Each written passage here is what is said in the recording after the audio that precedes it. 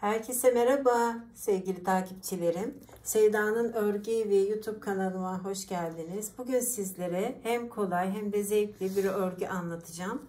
Alt ucu bakın şöyle lastik olarak yaptık. Bir de kenar tarafına koyduk modelimizi. Arası da düz. Çok kolay bir örgü bu. 4 ilmek üzerinden oluşan bir model değerli izleyicilerim. Orta kalınlıkta ip kullandım. 3 numarada şişim var. Hemen örneğimize geçelim. Ara ara da böyle sizler için örmüş olduğum parçayı göreceksiniz. Hem kolay hem basit, her yaşa uygun, dilediğiniz yerde şallar, atkılar yapabileceğiniz de bir örgü. Şimdi şöyle ilmeklerimi attım. Bakın zaten hiç lastik istemeyen bir model, lastik gibi. Şöyle arka yüzden veya ön yüzden hiç fark etmez, hemen modelime başlıyorum. Bakın kenar ilmeğimden sonra 3 tane ilmeğimi şöyle aroşa örüyorum. Sonrasında bir tane ilmeğimi düz örüyorum. Tekrar 3 ilmeğimi aroşa örüyorum.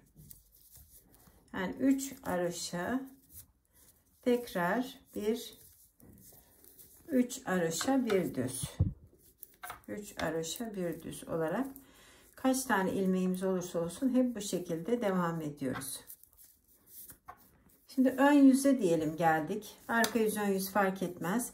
Şimdi ön yüzde bakın bir tane aroşa örüyorum. Sonra bir tane de düz örüyorum. Sonra tekrar şu başladığım yerde düz olan yer burada aroşa olacak değerli izleyicilerim. Bakın bir tane aroşa, bir düz, 3 aroşa, tekrar bir düz.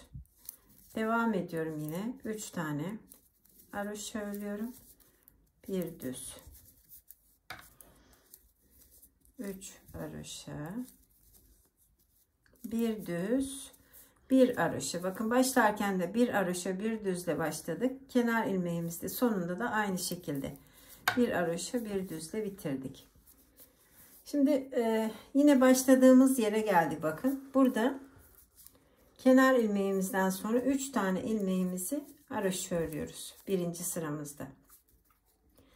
Zaten belli olmaya başlıyor. Bakın bir düz, 3 aroşa, bir düz, 3 aroşa. Hani başta nasıl başlarsak 3 aroşa ile başladık. 3 aroşa ile de bitiriyoruz değerli izleyicilerim. Öyle yaparsanız, karıştırmazsanız modelimizi. Şimdi diğer ön yüze geldiğimiz zaman da kenar ilmeğimizden sonra bir aroşa, bir düz bakın.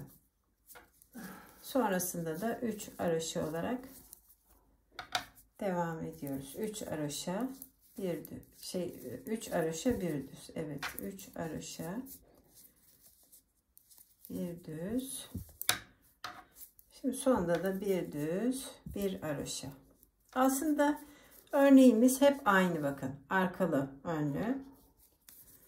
Bu şekilde böyle devam edecek. Şimdi 3 aroşa devam ediyorum. Arada siz örneğimi yakından izleyin.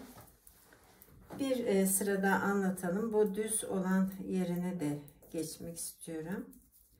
3 aroşa, bir düz olarak başlıyoruz. Birinci sıramızda. İkinci sıramızda da bir aroşa, bir düz. Sonrasında yine 3 aroşa, bir düz olarak devam ediyoruz. Çok zevkli ve kolay bir örgü değerli izleyicilerim, söyledim başta da. Her yaşa, her modele uyan bir model bu. Bir sırada anlatmak istiyorum. Sonra da düz olan yerine geleceğim. Bakın 3 aroşa, bir düz olarak şimdi buradan devam ediyorum sıramı. Böyle 3 tane aroşa, bir düz.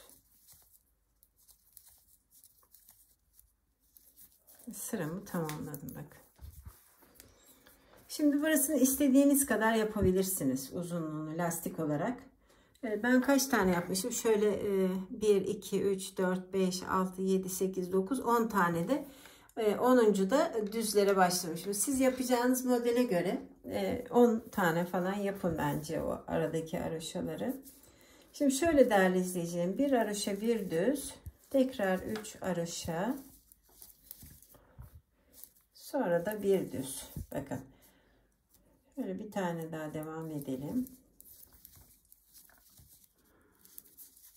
Şimdi burasını diyelim ki ön lastiği olarak bıraktık. Tabi ilmeğimiz daha çok olursa burasını da şimdi tamamını düz örüyorum. Bakın.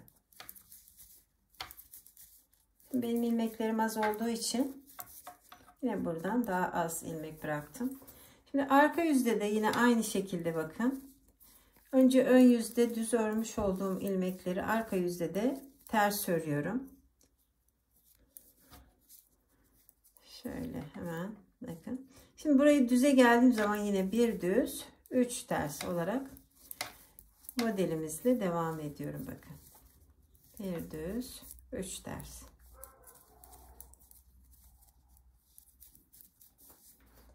Şimdi ön yüzdeyiz yine. Bir haroşa, bir düz, 3 haroşa. Bir düz, 3 haroşa. Bir düz. Buraya kadar örneğimizi aynı yapıyoruz. Yani bir düz, 3 haroşa. Sonra buradan sonrasını tamamını bakın düz örüyorum. Biraz belli olsun diye bir iki sıra örmek istiyorum. Arka yüzde de aynı. Görüldüğü gibi örüyorum. Düzleri düz örüyorum.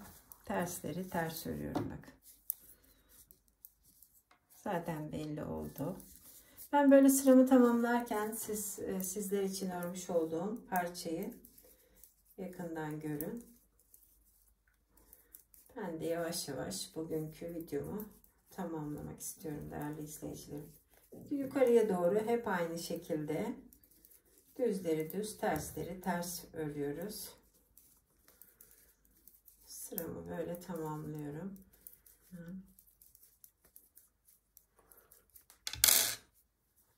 Bakın sizlerle konuşurken bir sıra daha ördüm. Diyelim ki burası şöyle örnek yeri bakın. Burası da düz sevgili izleyicilerim. Yani bu kaç tane ilmekten yaparsanız yapın. Bundan aşağı yapmayın ön tarafını. Daha fazla bile yapabilirsiniz bir sıra bakın. 1, 2, 3 tane yapmışım. Ben bir tane daha fazla. 1, 2, 3 düzlerde 4. düzde. Burada şimdi ilmeğimden dolayı böyle yaptım. Umarım anlaşıldı.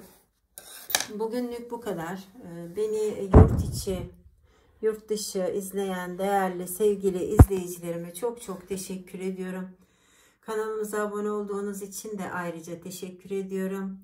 Bizi izlemeye devam edin. Hoş kalın, hoşça kalın. Örgüyle ve sevgiyle kalın değerli sevgili izleyicilerim diyorum.